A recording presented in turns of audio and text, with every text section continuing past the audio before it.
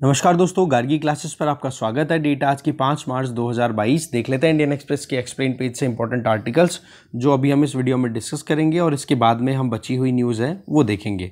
देखो, explain page पे 2 articles है, 2 तो हमारे इतने काम के हैं नहीं। एक तो ये है ओबीसी के वोट क्या है यूपी में, अगर आप यूपी में हो तो आप पढ़ सकते हो। दूसरा है यहाँ पर कि किस तरीके से रशिया के लिए जो एयर स्पेस बंद किया गया तो उसका भी रिटेलिएशन रशिया ने किया, तो वो चीज़ें हमारे लिए इतना ज़्यादा है नहीं। पॉइंट जो है हमारे लिए वो ये कि अभी सीबीआई को जो एक जनरल कंसेंट दी जाती है स्टेट्स के द्वारा, जिससे कि सीबीआई इन्वेस्टिगेशन इजीली कर सकती है किसी भी स्टेट में, तो ऐसे में मेघालय 90 स्टेट के तौर पे ऐड हो चुका है उन स्टेट्स में से जिन्होंने अपनी जनरल कंसेंट जो है वो विड्रॉ कर ली। अब ये पूरा मुद्दा क्या है वो हम डिटेल में एक बार जानते हैं। तो टाइटल है when states block CBI from probing cases. देखो, इस आर्टिकल में ये बताया जा रहा है कि मेघालय ने भी जो अपनी जनरल कंसेंट है वो अब विड्रॉ कर ली है। दैट मीन्स अब जो है सीबीआई को कोई भी केस इन्वेस्टिगेट करने से पहले मेघालय की सरकार से पूछना होगा कि जी आपके यहाँ पर कोई केस है, जो कि केस भी किसके अगेंस्ट होगा, कोई भी सेंट्रल गवर्नमेंट का जो एम्प्लॉय है जो कि मेघालय में अपॉइंटेड है ना, उसके खिलाफ में कोई करप्शन चार्जेस है, उनकी इन्वेस्टिगेशन के लिए भी अब सीबीआई को अप्रूवल लेना पड़ेगा। ठीक है, तो ऐसे में पिछले नवंबर की बात है 2021 की, तब सुप्रीम कोर्ट ने अपनी तरफ से कुछ कंसर्न्स भी रेज किए थे कि भाई 2018 तक सीबीआई ने लगभग 150 रिक्वेस्ट डाल रखी हैं उन स्टेट्स में जिन स्टेट्स ने अपनी जनरल कंसेंट जो है वो नहीं दे रखी। कंसेंट का मतलब अपनी सहमति, आम सहमति जिसको हम बोल सकते हैं, अपनी जो जनरल कंसेंट है वो नहीं दे रखी सीबीआई को। तो ऐसे में उन स्टेट्स में 150 के लगभग ऐसे केसेस पेंडिंग है जिनको इन्वेस्टिगेट सीबीआई को करना है, पर वो इन्वेस्टिगेट नहीं कर पा रही है। ठीक है ना। तो ऐसे में आप जानते हैं कि ये देखो, सबसे पहली चीज़ तो जनरल कंसेंट का मतलब क्या होता है। देखो, जो Delhi special police establishment act 1946 उसमें सेक्शन 6 है। अब ये DSPE एक्ट है ना, ये बहुत इंपॉर्टेंट एक्ट है, इसी के बेसिस पे सीबीआई की स्टैब्लिशमेंट और ये सारी चीज़ें हुई थी। तो ऐसे में Delhi special police establishment act of 1946 का जो सेक्शन 6 है, इसमें क्या होता है कि CBI central bureau of investigation को अगर किसी भी स्टेट में जाकर के इन्वेस्टिगेशन अगर अपनी कंटिन्यू करनी है तो वहाँ से उस स्टेट की गवर्नमेंट से पूछना पड़ेगा, अगर उस स्टेट ने अपनी जनरल कंसेंट नहीं दे रखी है तो। अगर जनरल कंसेंट दे रखी है, जनरल कंसेंट का मतलब कि हाँ भाई ठीक है, सीबीआई के लिए बिल्कुल ओपन है, स्टेट आराम से जाकर के सीबीआई किसी भी सेंट्रल गवर्नमेंट के एम्प्लॉय के खिलाफ में इन्वेस्टिगेशन करना चाहे तो आराम से कर सकती है। पर अगर जनरल कंसेंट नहीं दी हुई है तो उस केस में आपको क्या करना पड़ेगा, सीबीआई को ये कंसेंट उनसे लेनी पड़ेगी, अप्रूवल लेना पड़ेगा कि जी आपके स्टेट में आकर के हम यहाँ पर इन्वेस्टिगेट करना चाहते हैं पर्टिकुलर इस एम्प्लॉय को, या फिर ये केस है हमारा। इसके अलावा दूसरी जो सेंट्रल इन्वेस्टिगेशन एजेंसी है जिसका नाम है नेशनल इन्वेस्टिगेशन एजेंसी NIA, जिसको स्टैब्लिश किया गया था NIA एक्ट ऑफ 2008 में, उसको कोई अप्रूवल की ज़रूरत नहीं है, वो थ्रू आउट इंडिया बिना किसी अप्रूवल के अपनी इन्वेस्टिगेशन को कंटिन्यू कर सकती है। अब दोनों में फ़र्क क्या है, देखो सीबीआई ज़्यादातर केसेस जो डील करती है वो करप्शन पॉइंट ऑफ व्यू से करती है, बाकी और भी केसेस हो सकते हैं, पर मेजर जो है वो तो ये कि सेंट्रल गवर्नमेंट के एम्प्लॉइज़ के द्वारा कोई करप्शन किया जाता है तो उसको इन्वेस्टिगेट करना।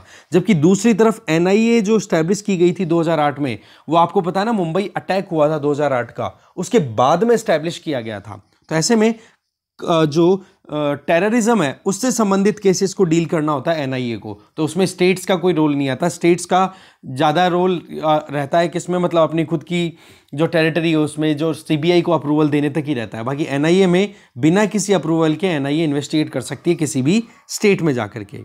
अब देखो, जो स्टेट गवर्नमेंट की कंसेंट है, जो अप्रूवल है, वो सीबीआई को मिल सकती है स्पेसिफिक वे में भी और जनरल वे में भी। स्पेसिफिक का मतलब कि कोई केस ऐसा आ गया कि पर्टिकुलर उस केस के लिए ही उन्होंने अप्रूवल मांगा कि हमें ज़्यादा नहीं, बस केवल एक इस केस के लिए दे दो। एक होती है जनरल कंसेंट कि हाँ भाई ठीक है, करप्शन से संबंधित अगर कोई भी केस है किसी भी सेंट्रल गवर्नमेंट के एम्प्लॉय के अगेंस्ट में जो कि उस पर्टिकुलर कंसर्न स्टेट में अपॉइंटेड है, तो उसके खिलाफ में अगर करप्शन केस को प्रॉब करनी है, इन्वेस्टिगेट करनी है, तो सीबीआई को अप्रूवल लेना हो। तो ऐसे में आप देख सकते हो कि सीबीआई जो है वो अप्रूवल लेने के लिए यहाँ पर लायबल है, अप्रूवल लेना पड़ेगा। ठीक है ना। तो ऐसे में सीबीआई कोई भी एक्शन अगर लेना चाहे ना, तो इस पर्टिकुलर जनरल कंसेंट के बिना भी तो बिना जनरल कंसेंट के अगर वो इन्वेस्टिगेट करना चाहे तो हर एक केस के लिए अलग से एप्लीकेशन डालनी पड़ेगी। इसका मतलब क्या हो गया, जनरल कंसेंट अगर किसी स्टेट ने दिया हुआ है, इसका मतलब ये है कि सीबीआई को पूछने की जरूरत नहीं है। अब जाकर के सीबीआई सीधा इन्वेस्टिगेट कर पाएगी सेंट्रल गवर्नमेंट के एम्प्लॉय को जो उस पर्टिकुलर स्टेट में डिप्लॉयड है। अगर ये जनरल कंसेंट नहीं दी हुई है तो केस टू केस हर बार रिक्वेस्ट डालनी पड़ेगी और हर बार उसका अप्रूवल जब तक स्टेट गवर्नमेंट नहीं देगी तब तक वो इन्वेस्टिगेट नहीं कर पाएंगे। तो यहां पर आप देख सकते हो कि अभी तक 9 ऐसे स्टेट्स हैं जिन्होंने अपनी जनरल कंसेंट है वो अभी नहीं दे रखी है, विड्रॉ कर रखी है, जिसमें एक तो मिजोरम जिसने 2015 में, वेस्ट बंगाल 2018, छत्तीसगढ़ 2019, पंजाब, महाराष्ट्र, राजस्थान, केरला, झारखंड, इन सभी ने 2020 में, और अब मेघालय जिसने 2022 में जनरल कंसेंट जो दी जाती है सीबीआई को उसको विड्रॉ कर लिया है। 2018 में आंध्र प्रदेश ने भी अपनी जनरल कंसेंट जो है वो विड्रॉ कर ली थी जब चंद्रबाबू नायडू जी की लीडरशिप में जो तेलुगु देशम पार्टी टीडीपी की जो सरकार चल रही थी उसने, पर उसके बाद में टीडीपी की सरकार गिर जाती है और अभी आपको पता है वाईएसआरसीपी की कांग्रेस चल रही है, ठीक, वाईएसआरसीपी की वहाँ पे सरकार चल रही है, तो उन्होंने जनरल कंसेंट अपनी रीस्टोर कर दी। मतलब सीबीआई आंध्र प्रदेश में जाके इन्वेस्टिगेट कर सकती है, पर इन 9 स्टेट्स में सीबीआई को अगर इन्वेस्टिगेशन करना है तो पहले सीबीआई को रिक्वेस्ट डालनी पड़ेगी और जितनी बार जाना है उतनी बार रिक्वेस्ट डालनी पड़ेगी। ठीक है, अब इनमें आप देखो कि 7 स्टेट्स, केवल 2 को छोड़ दो, मेघालय और मिजोरम, इन 2 को छोड़ करके बचे हुए जो 7 स्टेट्स हैं ना, इन सब में बीजेपी के ऑपोजिशन की पार्टीज हैं। ठीक है, मिजोरम है, उसमें देखो 2015 में जनरल कंसेंट विड्रॉ की थी मिजोरम ने, उस टाइम पर कांग्रेस की गवर्नमेंट थी, पर अभी वहां पर एनडीए, दैट मीन्स अभी जिस अलायंस की सरकार चल रही है ना सेंट्रल गवर्नमेंट में, उसी अलायंस की एक पार्टी है एमएनएफ, वो वहां पर रूल कर रही है, पर अभी तक भी जनरल कंसेंट मिजोरम ने अभी तक दी नहीं है। दूसरी तरफ मेघालय है, मेघालय में भी जो रूलिंग आप कह सकते हो वो एनडीए, दैट मीन्स एनडीए से एसोसिएटेड ही है, बीजेपी का वहां पर बोलबाला है, आप मान के चलो। तो ऐसे में 9 ऐसे स्टेट्स हैं जिन्होंने सीबीआई को जनरल कंसेंट अभी दे नहीं रखी है, जिसका मतलब आप समझ गए ना कि अब सीबीआई को अगर कोई केस इन्वेस्टिगेट करने के लिए जाना है तो वहां की सरकार से पहले पूछना पड़ेगा। अब देखो बात यह है कि अगर विड्रॉवल कर लिया है सीबीआई ने तो इसका मतलब क्या है। देखो सीबीआई जो है अब कोई भी नया केस रजिस्टर नहीं कर सकेगी किसी भी सेंट्रल गवर्नमेंट के एम्प्लॉय के अगेंस्ट में या किसी भी प्राइवेट पर्सन के अगेंस्ट में, अगर उस स्टेट की हम बात करें। जैसे यहाँ पर एक केस ले लेता हूँ तो यहाँ पर उसका और उसका ये बोलने की टेंशन नहीं रहेगी। मैं मेघालय की बात ले लेता हूँ, ये सब पे एप्लीकेबल हो जाएगा। तो अब क्या होगा, यहाँ पर मेघालय में अगर कोई भी सेंट्रल गवर्नमेंट एम्प्लॉय वहाँ पर काम कर रहा है या फिर मेघालय का कोई भी प्राइवेट पर्सन है तो इसके खिलाफ में सीबीआई केस रजिस्टर कर ही नहीं पाएगी। क्यों? क्योंकि अब मेघालय में वो बंदा काम कर रहा है या मेघालय में वो लोकेटेड है, ठीक है, और मेघालय का ही मान लो वहाँ का लोकल है, तो उस केस में मेघालय की गवर्नमेंट से अप्रूवल पहले लेना पड़ेगा, ठीक है, सीबीआई को, ठीक है, क्योंकि बिना स्टेट की कंसेंट के ये काम हो नहीं सकता। अब आ जाओ रीसेंट अगर वर्डिक्ट्स की बात करें तो कलकत्ता हाई कोर्ट का भी रीसेंट एक वर्डिक्ट आया जिसमें ये कि भाई आप एक चीज़ बताओ कि जो एम्प्लॉयज़ हैं वो अगर सेंट्रल गवर्नमेंट के हैं तो सेंट्रल गवर्नमेंट के एम्प्लॉय तो थ्रू आउट इंडिया कहीं पे भी डिप्लॉय किए जा सकते हैं, कहीं पे भी वो अपनी नौकरी कर सकते हैं। तो ऐसे में उनके खिलाफ में अगर इन्वेस्टिगेशन करनी है तो क्यों फिर स्टेट से पूछने की ज़रूरत है, जबकि ज्यूरिडिक्शन तो वहाँ पर किसका चलना चाहिए, स्टेट गवर्नमेंट की बजाय सेंट्रल गवर्नमेंट का। तो कलकत्ता हाई कोर्ट ने तो सीधा यही कह दिया कि यहाँ पर आपको डिस्टिंग्विश करने की कोई ज़रूरत नहीं है, क्योंकि अल्टीमेटली वो जो इंडिविजुअल जिसके खिलाफ में इन्वेस्टिगेशन हो रही है वो सेंट्रल गवर्नमेंट के एम्प्लॉय है, तो वहाँ पर स्टेट का कोई रोल नहीं बनता है। इसके अलावा सुप्रीम कोर्ट में वैसे इस ऑर्डर का उसको चैलेंज किया हुआ है, पर सुप्रीम कोर्ट का जब तक ऑर्डर नहीं आता ना तब तक तो कलकत्ता हाई कोर्ट का जो पॉइंट है वो अपने आप में इंपॉर्टेंट हो जाता है। अब देखो बात है कि इस पर्टिकुलर विड्रॉल का मतलब क्या नहीं है, क्या है वो तो समझ लिया कि भाई कोई भी केस अगर रजिस्टर करना चाहती है सीबीआई, है ना, तो उसमें स्टेट गवर्नमेंट से अप्रूवल लेना पड़ेगा। जबकि कलकत्ता हाई कोर्ट का क्या वर्डिक्ट अवेलेबल है कि जी आपको अप्रूवल लेने की कोई ज़रूरत नहीं है, क्योंकि वो सेंट्रल गवर्नमेंट का एम्प्लॉय है। तो अगर जनरल कंसेंट कोई भी स्टेट अगर विड्रॉ कर ले तो उस स्टेट में अगर सेंट्रल गवर्नमेंट का एम्प्लॉय काम करे तो सीबीआई इन्वेस्टिगेट कर सकती है, कलकत्ता हाई कोर्ट ने ये कहा है। इसके अलावा इस पर्टिकुलर जनरल कंसेंट के विड्रॉल का मतलब क्या नहीं है, थोड़ा वो समझे। देखो बात ऐसी है, कंसेंट अगर विड्रॉ कर ली किसी भी स्टेट ने तो सीबीआई को नया केस रजिस्टर करने की तो टेंशन नहीं, मतलब नया केस तो रजिस्टर नहीं कर पाएगी। पर सवाल यह है कि जो ऑलरेडी इन्वेस्टिगेशन में चल रहे हैं केसेस, जिनका ऑलरेडी सीबीआई देख रही है, जिनको ओवरव्यू कर रही है, उन केसेस में कोई टेंशन नहीं है, वो केसेस सीबीआई अभी भी कंटिन्यू करेगा। मतलब ये कि अगर मान लो मेघालय ने जनरल कंसेंट अपनी विड्रॉ कर ली और यहां पर ऑलरेडी एक इन्वेस्टिगेशन सीबीआई कर रही है, तो उस केस में अब सीबीआई को रोक नहीं पाएगा मेघालय। हाँ, नए केसेस जो होंगे ना, वहां पर अप्रूवल सीबीआई को लेना पड़ेगा मेघालय की गवर्नमेंट से कि जी हम यहां पर इन्वेस्टिगेट करना चाहते हैं। ठीक है ना। इसके आगे अगर देखा जाए तो एक एम्बिगिटी भी यहां पर है। एम्बिगिटी का मतलब हो गया कि कुछ यहां पर क्लैरिटी नहीं है, कुछ डाउट्स हैं। जैसे कि सीबीआई जो है वो किसी केस में सर्च कर सकती है ना। मान लो कोई केस चल रहा था पुराना, है ना, और विड्रॉवल किया है मेघालय की गवर्नमेंट या किसी स्टेट गवर्नमेंट ने अभी 2022 में फॉर एग्जांपल, तो उस केस में पहले से जो केस चलता रहा ना, उसका इन्वेस्टिगेशन कंटिन्यू कर पाएगी सीबीआई। ये हमने ऑलरेडी देख ही लिया, बता दिया मैंने।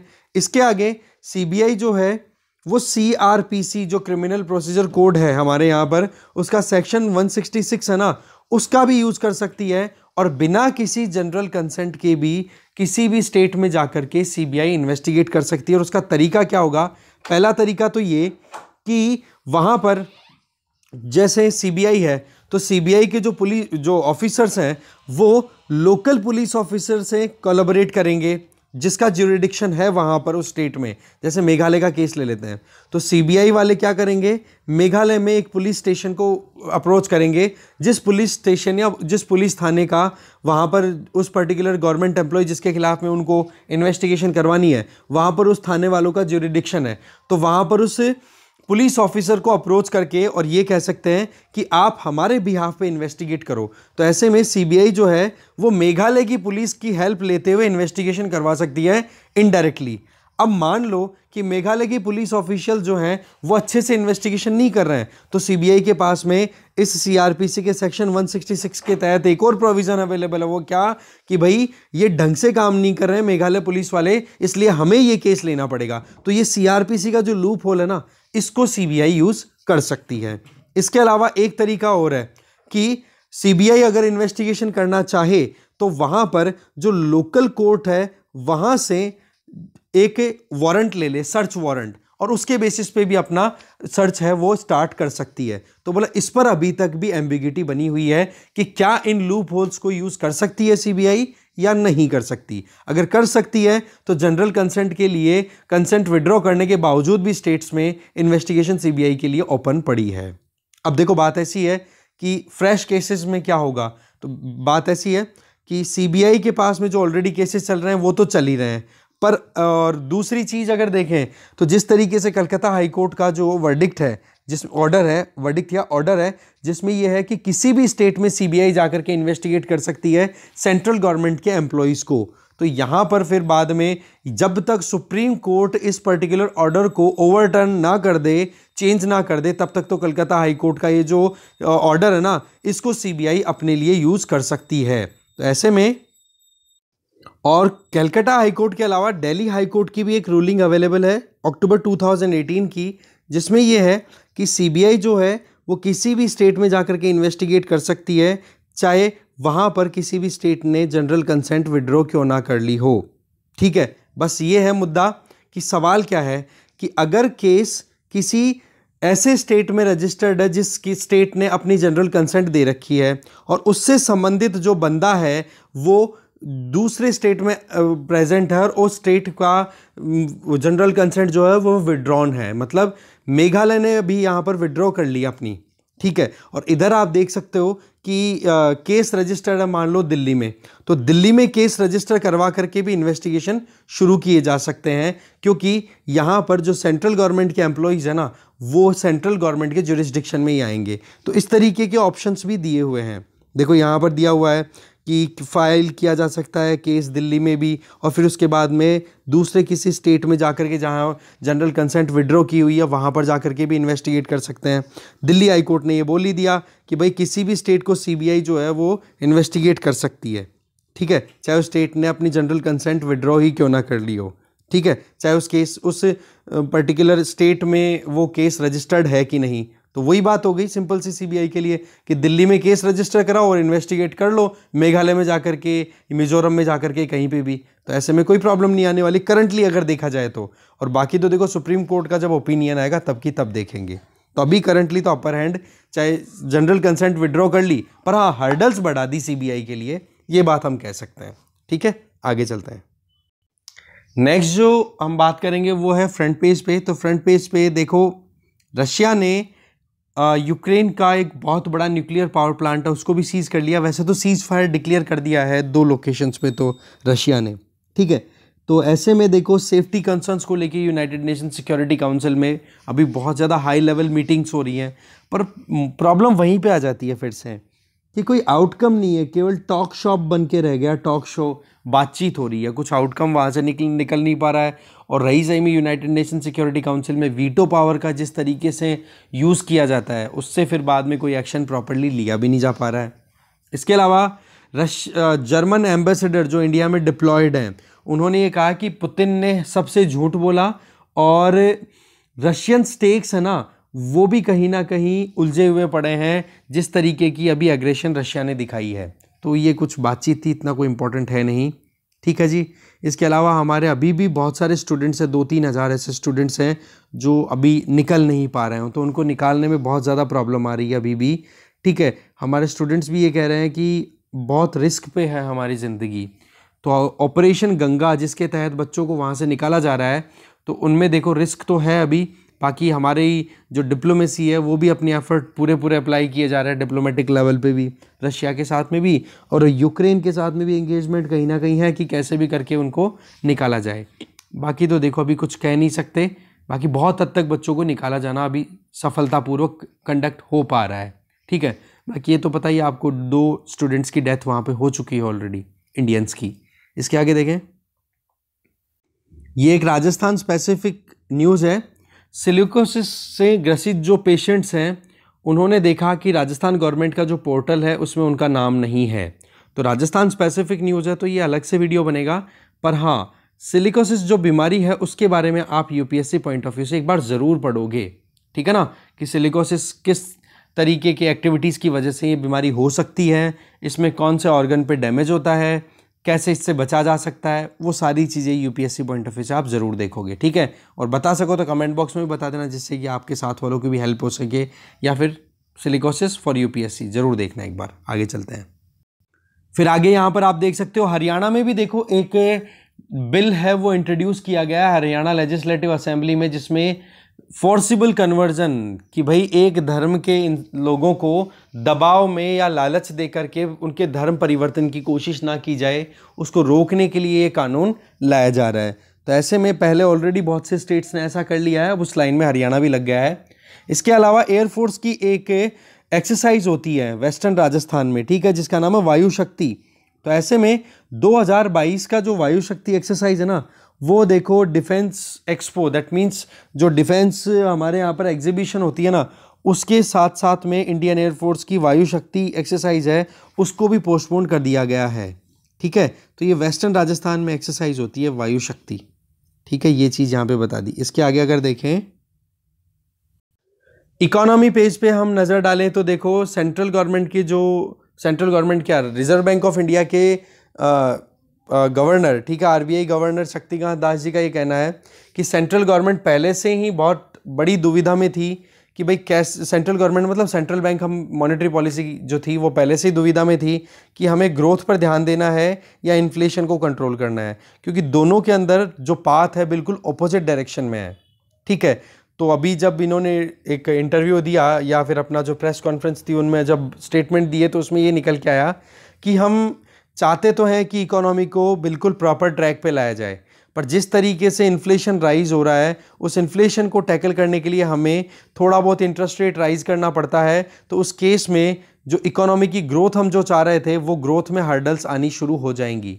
ठीक है, अब इस चीज़ को और ज़्यादा एग्जर्बेट कर दिया, बिगाड़ दिया जो जियोपॉलिटिकल सिचुएशन बनी हुई है जिसमें रशिया ने इन्वेड कर दिया यूक्रेन को।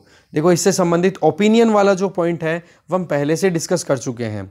ठीक है, तो एक तो इन्फ्लेशन का कितना स्ट्रेस है, कल हमने एक्सप्लेन पेज भी देखा था कि इन्फ्लेशन केवल क्रूड ऑयल ही नहीं है, कितनी सारी कमोडिटीज़ हैं। और दूसरा इधर आप देखो हमारा रुपया है वो लगातार डाउन चलता चला जा रहा है, क्योंकि सीधी सी बात है हमें इंपोर्ट करने के लिए ज़्यादा जो है यूएस डॉलर्स में पेमेंट करना पड़ रहा है। अब महंगा अगर हो रहा है तो डॉलर्स भी हमारे यहाँ से आउटफ्लो ज़्यादा हो रहा है, तो इस केस में रुपए की क्वांटिटी तो हमारे मार्केट में ज़्यादा हो गई, डॉलर्स की कम हो गई, तो ऐसे में डॉलर के कंपैरिजन में रुपए की वैल्यू डाउन हो गई। और भी बहुत सारे फैक्टर्स होते हैं, ये सिंपल सा एक कैलकुलेशन मैं आपको बताता हूँ। ठीक है ना, तो ऐसे में 76 रुपये हो चुका है $1 के बराबर। मार्केट ऑलरेडी डाउन जा ही रहा है, इसका मतलब इन्वेस्टमेंट भी अट्रैक्ट नहीं हो रहा है। इसके आगे अगर देखें तो एक न्यूज़ छोटी सी इधर है कि प्रधानमंत्री नरेंद्र मोदी जी ने इंडिया आईएनसी को एड्रेस करते हुए ये कहा है, इंडियन जो कंपनीज हैं उनके लीडर्स को, कि भाई आप हाइड्रोजन गैस, ग्रीन हाइड्रोजन में इन्वेस्ट ज़्यादा से ज़्यादा करो। कैसे? देखो, रिन्यूएबल एनर्जी का स्कोप इंडिया में बहुत है, जिसमें सोलर एनर्जी से इलेक्ट्रिसिटी प्रोड्यूस करो आप, फिर उस इलेक्ट्रिसिटी का आप यूज़ कर सकते हो जो वाटर होता है इसको इलेक्ट्रोलाइज करने में, और इलेक्ट्रोलाइसिस के बाद में वो वाटर जो है वो ऑक्सीजन और हाइड्रोजन में टूट जाएगा, और फिर उस हाइड्रोजन को आप यूज़ कर सकते हो फ्यूल की तरह। तो बोले आने वाले टाइम पे इंडिया जो है वो हाइड्रोजन इकोनॉमी बनने वाला है। इसके लिए देखो गवर्नमेंट ने हाइड्रोजन पॉलिसी भी अपने लिए एकदम रेडी कर रखी है। ठीक है ना, तो ऐसे में आप देख सकते हो कि ग्रीन हाइड्रोजन क्या होती है, रिन्यूएबल एनर्जी बेस्ड जो प्रोड्यूस इलेक्ट्रिसिटी होती है उसी का यूज़ करना। ठीक है, हाइड्रोजन गैस का एज ए फ्यूल प्रोडक्शन में। ठीक है ना, तो उसको ग्रीन हाइड्रोजन बोल देंगे। इसके अलावा आपको कंपटीशन कमीशन ऑफ इंडिया के बारे में पढ़ाई करनी है एक बार, यूपीएससी पॉइंट ऑफ व्यू से इस बॉडी के बारे में ज़रूर पढ़ लेना। आगे चलते हैं। इसके आगे रशिया ने देखो अपनी पकड़ बहुत ज़्यादा बना ली है, और आप देख सकते हो इधर सुसाइड बॉम्बिंग के चलते पेशावर में एक शिया मॉस्क में जुम्मे की नमाज चल रही थी कल शुक्रवार को, तो 56 जनों की डेथ हो गई और 200 से ज़्यादा लोग वहाँ पर इंजर्ड हो गए। तो शिया सुन्नी कम्युनिटी का कॉन्फ्लिक्ट जो है वो बहुत ज़्यादा है, तो उसी का यहाँ पर आप देख सकते हो। दूसरा, नेटो का मेंबर नहीं है यूक्रेन, ये चीज़ हमें पता ही है। तो इस केस में क्या हुआ कि नेटो के ऊपर डाउट हो रहे थे कि भाई नेटो के जो प्लेन्स हैं वो फ्लाई कर रहे हैं यूक्रेनियन एयर जोन में, तो ऐसे में बोले रशिया जो है मौके ढूंढ रहा है लड़ाई करने के। तो नेटो ने क्लियर कर दिया कि भाई हमारा कोई रोल नहीं है अभी तक। ठीक है ना, क्योंकि ना तो नेटो मेंबर था यूक्रेन, और नेटो मेंबर अगर होता तो हम डेफिनेटली उसको डिफेंड करने के लिए आते ही, पर नेटो मेंबर बन नहीं पाए, उसके पहले ही रशिया ने एग्रेशन दिखा दिया। इसके अलावा यूएस चाइना के बीच में भी वर्ड एक्सचेंज हो रहे हैं, जिसमें यूएसए के एक सेनेटर ने यहाँ तक कह दिया कि चाइना जो है वो हर तरीके से चारों तरफ अपनी पकड़ बनाना चाहता है, और यूएसए के जो रूल्स हैं या फिर जो डेमोक्रेटिक एथोज हैं उनको कॉम्प्रोमाइज़ करना चाहता है। तो उस चीज़ को यहाँ पर चाइना ने आंसर दे दिया कि भाई आप हमें टारगेट मत करो। इसके आगे G7 कंट्रीज़ हैं वो और सैंक्शंस लगाने के लिए रेडी हैं रशिया पे, तो आपको G7 के बारे में भी पढ़ लेना है। इंपॉर्टेंट कौन कौन सी कंट्रीज़ है G7, ठीक है ना, उनके बारे में नोट मेकिंग करते चले। जो भी मैं बोलता हूँ ना पढ़ लेना है, उनके आपको छोटे शॉर्ट नोट बनाने होते हैं। ठीक है, वहीं वेबसाइट से ही सीधा गूगल करोगे, और अच्छी सी गूगल करते हैं ऊपर ही ऊपर दृष्टि IAS, इनसाइट्स IAS, बढ़िया बढ़िया वेबसाइट्स अवेलेबल है, उनसे सीधा नोट मेकिंग कर लो। और वो नोट मेकिंग जब भी न्यूज़ में आए वो बॉडी रिवाइज कर लो, या फिर रिवीजन का सुबह सुबह आधा एक घंटा तो रखा ही करो कि पिछले दिन जो पढ़ा उसको पहले रिवाइज करना है फिर नया पढ़ना है। पता है यूपीएससी में एक बहुत बड़ी मुश्किल है, या आप कभी भी कोई भी एग्ज़ाम की प्रिपरेशन करते हो, वो एक चीज़ क्या रहती है कि हमारा मन करता है यार कुछ नया पढ़ते हैं, पर एक चीज़ आपको मैं अच्छे से बता रहा हूँ कि जो चीज़ आपकी पढ़ी हुई है ना पहले, उसका रिवीजन आप रेगुलर बेसिस पे करोगे। ठीक है, रिवीजन सबसे पहले सुबह उठते ही सबसे पहला काम रिवीजन का रखो, बाकी चीज़ें बाद में। अगर रिवीजन नहीं हो रहा है तो नई चीज़ पढ़ने से क्या मतलब है, ठीक है ना। तो रिवीजन पे आप ज़्यादा ध्यान दो, ज़्यादा से ज़्यादा, और कल की पढ़ी हुई चीज़ आज 1 घंटे में अगर रिवाइज कर लेते हो बहुत अच्छी चीज़ है, और फिर उसी चीज़ को और रिवाइज आगे से आगे करोगे तो और फ़ायदा होगा। और रिवीजन का प्लान कैसे होता है, देखो सिंपल सा है। जैसे आज आपने 6 दिन की पढ़ाई कर ली, सैटरडे हो गया ना, अब कल संडे आ रहा है। अब संडे का तो ओपिनियन वाली तो हेडेक है नहीं आपकी, तो केवल एक वीडियो आएगा, तो वो भी सुबह सुबह आएगा। तो उस वीडियो को आप एक बार होल्ड पे रख दो।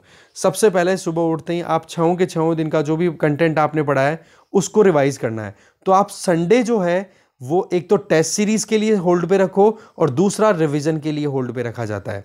समझ गए? 7 डे के प्लान के हिसाब से चलो। डेली बेसिस पे कल का पढ़ा हुआ आज रिवाइज करो।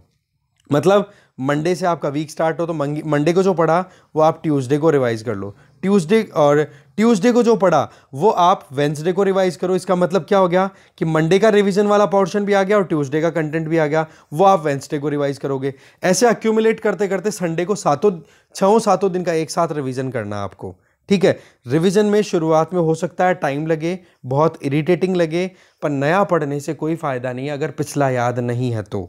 ये मैं आपको क्लियर बोल रहा हूं, ठीक है ना? तो रिवीजन इज द की, चाहे आप किसी भी कॉम्पिटिटिव एग्जाम की बात करो। ठीक है? बेनजीर भुट्टो, ठीक है, फॉर्मर पाकिस्तानी प्राइम मिनिस्टर जिनको असैसिनेट करवा दिया गया था बॉम्ब ब्लास्ट में, उनकी बेटी भी अभी चुनाव की रैली वैली में समथिंग कहीं पे थी, जिनका नाम है आसिफ भुट्टो। ठीक है? आसिफा भुट्टो। उन पर भी देखो ड्रोन से अटैक हुआ है या उनको हिट किया है, जो भी अटैक तो नहीं हुआ, मतलब ड्रोन के जो विंग्स होते हैं उनसे बोला चेहरे पे लग गई समथिंग, वो कुछ तो ज़्यादा कुछ खास नहीं है। तो वैसे देखा जाए तो इतनी ही इंपॉर्टेंट न्यूज़ थी। बाकी आपको पता ही है कि क्रिकेट के लेजेंड शेन वॉर्ने, इनका डिमाइस हो गया कल। थाईलैंड की एक होटल में इनकी डेड बॉडी मिली तो पता पड़ा कि हार्ट अटैक की वजह से इनकी डेथ हो गई।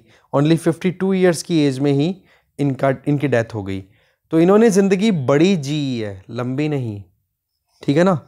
तो बस यही चीज़ है, हमें भी इनसे बहुत कुछ सीखने को है मिलता। वो ये कि लगे रहो, प्रैक्टिस करते रहो, सिंपल रखो, कीप थिंग्स सिंपल, चीज़ों को आसान बना करके रखो, हवा मत बनाओ। अगर आप प्रिपरेशन कर रहे हो किसी भी एग्ज़ाम की, चाहे यूपीएससी की कर रहे हो चाहे किसी भी एग्ज़ाम की, तो उसको सर पे इतना भी मत चढ़ाओ कि वो डर लगने लग जाए। ठीक है ना? उसको एंजॉय करते जाओ, आगे बढ़ते जाओ। हर्डल्स आए, हर्डल्स को ओवरकम करो, क्योंकि इनकी ज़िंदगी में भी कम हर्डल्स नहीं थी। आपको बता दूं, शेन वॉर्ने कि पता नहीं कितने तो डाइवोर्स हुए थे, 2-3 तो शादियां की थी इस बंदे ने, कई केसेस चलते रहे थे, पर फील्ड पे ऑन प्ले जब फील्ड पे परफॉर्म करने की बात आई ना, तो इन्होंने उन सारी चीज़ों को छोड़ते हुए हर बार अच्छा परफॉर्म करते हुए आगे बढ़ते चले गए। तो ऐसा कुछ हमें लर्न करना चाहिए। ठीक है? तो इस डिस्कशन में जो भी था वो हमने देख लिया। Thank you very much.